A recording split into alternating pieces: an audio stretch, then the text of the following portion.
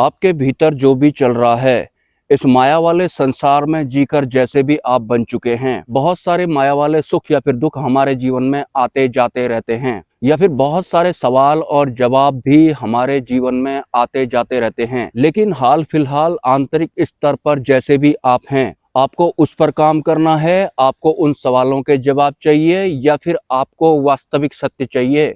क्योंकि काल कर्म और माया के आवरण में हमारे जीवन में जिस भी तरह के घटनाक्रम होते हैं, वो तो फिर भी चलते ही रहते हैं, वो गतिमान रहते हैं और वो बदलते भी रहते हैं। लेकिन जो वास्तविक सत्य होता है वो कभी नहीं बदलता है। वो जैसा अनादिकाल में था वो आज भी वैसा ही है। मैं वास्तविक सत्य की बात यहाँ पर कर रहा हूँ, जिसकी वजह से काल कर्म और माया का भी अस्तित्व बना रहता है। ये जो हवा है जो हमें दिखाई नहीं पड़ती है, जिसे हम प्राणवायु कहते हैं, ये भी माया होती है। इस हवा का अस्तित्व भी उस सूक्ष्म ऊर्जा से ही बना होता है। मतलब वास्तविक सत्य की वजह से ये ना दिखाई पड़ने वाली हवा भी अपने अस्तित्व में रहती है, जिसे कि हम प्राणवायु कहते हैं। हालांकि ये हवा प्राणवायु नहीं होती है, ये हवा तो माया होती है। प्राणवायु मतलब परमात्मा का सूक्ष्म विज्ञान, जिसके वजह से हवा का भी अस्तित्व बना रहता है, या फिर इन पंच तत्वों का अस्तित्व भी उसी सूक्ष्म जगत के विज्ञान की वजह से बना होता है। इवन जो पानी होता है, या फिर ये पृथ्वी होती है, या फिर जो अग्नि होती है, उसका अस्तित्व भी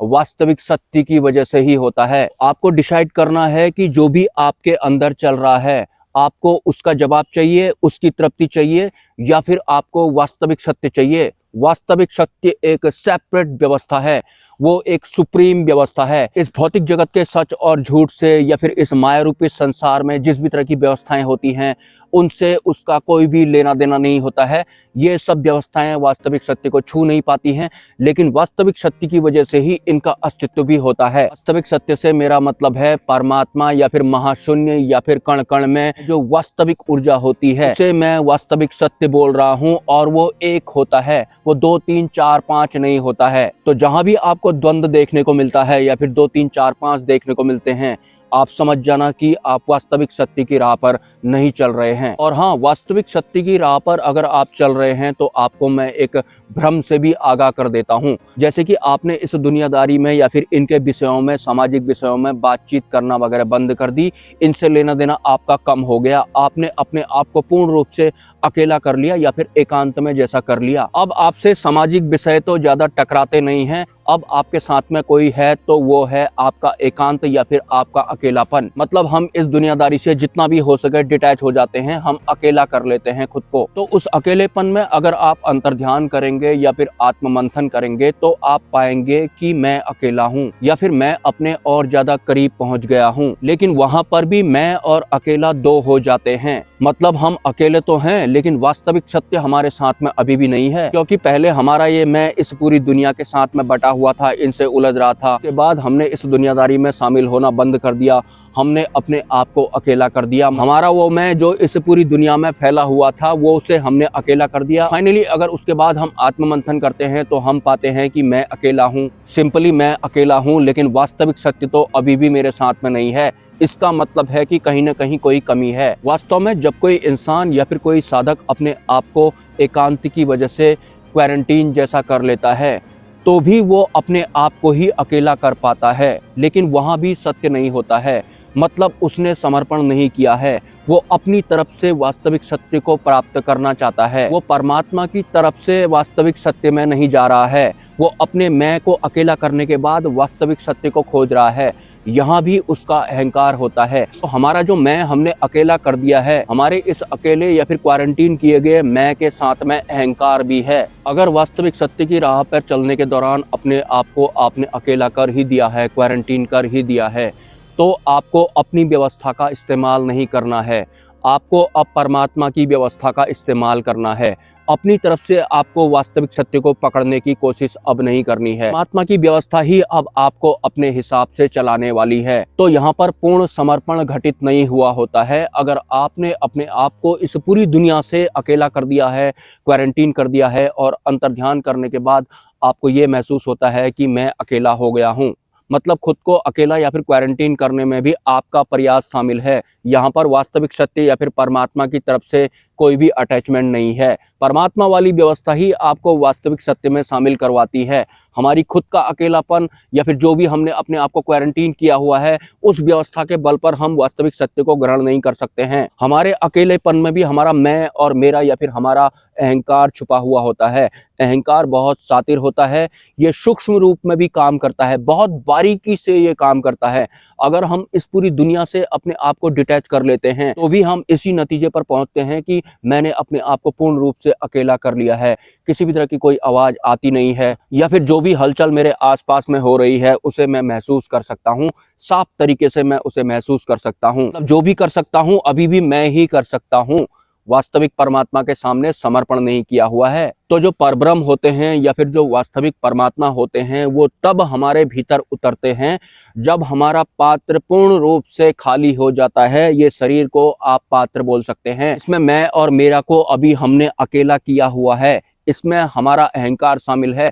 पात्र पूर्ण रूप से खाली नहीं हुआ है। परमात्मा के सामने पूर्ण समर्पण करना होता है, तभी वो हमारे भीतर उतरते हैं। उसके बाद जो भी हमारे जीवन में होता है उनके ही आवरण में होता है। पूर्ण आवरण की बात मैं कर रहा हूं। तो अगर आपको सत्य का एहसास होने लग गया है, इस पूरे संसार से डिटैच होने के बाद अगर आपको भरोसा हो गया है कि कोई अन्य सत्ता भी होती है जिसका एक छत्र राज होता है, तो उस सत्ता के सामने हमारा अपना खुद का वाला अकेलापन या फिर हमारा सेपरेट वाला क्वारंटीन भी काम नहीं करता है। उस सेपरेट वाले मैं और मेरा वाले अकेलेपन या फिर क्वारंटीन का भी समर्पण करना होता है। तब जाके वास्तविक परमात्मा की जो सत्ता होती है हमारे भीतर उतरती है। हमारा पात्र पूर्ण रूप से खाली होना चाहिए। बहुत सारे वीडियोज में मैंने एग्जाम्पल दिया है कि माया जो कि हवा होती है हमें ऊपर ऊपर तक ही रखती है, वास्तविक सत्य की तरफ हम बढ़ ही नहीं पाते हैं। हवा हमें महसूस होती है, हमने सांस खींची, हवा हमारे अंदर गई और हमने उसे प्राणवायु का नाम दे दिया, जबकि ये हवा तो माया होती है। जो प्राणवायु होती है या फिर जो सूक्ष्म विज्ञान होता है वो ऑटोमेटिक चल रहा होता है। उसके चलने की वजह से ये हवा भी खिंचकर हमारे अंदर भर जाती है। ये हवा से हम जिंदा नहीं होते हैं। हवा हमें महसूस हुई तो हमें ऐसा लगा ये दिख भी नहीं रही है, हमें महसूस भी हो रही है, इसका मतलब इस हवा की वजह से हम जिंदा हैं। हवा की वजह से हम जिंदा नहीं होते हैं। परमात्मा की व्यवस्था का ऑटोमेशन जो हमारे अंदर ऑटोमेटिक चल रहा होता है, जिससे पंपिंग हो रही होती है, जिसके चलने की वजह से ये हवा भी जबरदस्ती अंदर बाहर जा रही होती है, उस वाले ना महसूस होने वाले विज्ञान के करीब हमें जाना होता है। हम तो इस हवा में ही अटक गए। आपने सांस लेने के दौरान या फिर सांस छोड़ने के दौरान भी भारीपन महसूस किया होगा कि सांस खींचनी पड़ रही है, छोड़नी पड़ रही है। क्यों इस तरह का भारीपन होता है ये सांस को अंदर खींचने में या फिर बाहर खींचने में? क्योंकि ये वास्तविक सत्य नहीं है, ये वास्तविक प्राण ऊर्जा नहीं है। प्राण ऊर्जा तो सूक्ष्म होती है। इस शरीर को जिंदा रखने के लिए किसी भी तरह की कोई हवा की जरूरत नहीं होती है। वो मशीन चल रही होती है तो ये हवा भी साथ में खींचकर हमारे अंदर भर रही होती है। इस हवा से हम बिल्कुल भी जिंदा नहीं होते हैं। तो सांसों पर या फिर हवा पर अगर आप ध्यान टिका रहे हैं तो आपको सचेत हो जाना है। हवा पर आपको ध्यान नहीं टिकाना है। जिस सूक्ष्म विज्ञान की वजह से ये हवा हमारे अंदर जा और आ रही होती है, हमें उस सूक्ष्म विज्ञान की तरफ बढ़ना है। वो महसूस नहीं होता है, जो महसूस होगा समझ लेना कि वहां तक माया है। ही वो सूक्ष्म रूप में ही हमें महसूस क्यों ना हो, वहां तक माया होती है। माया सबसे बड़ी ठगनी होती है। वो फिजिकल रूप में भी हमें ठगती है, वो सूक्ष्म रूप में भी हमें ठगती है।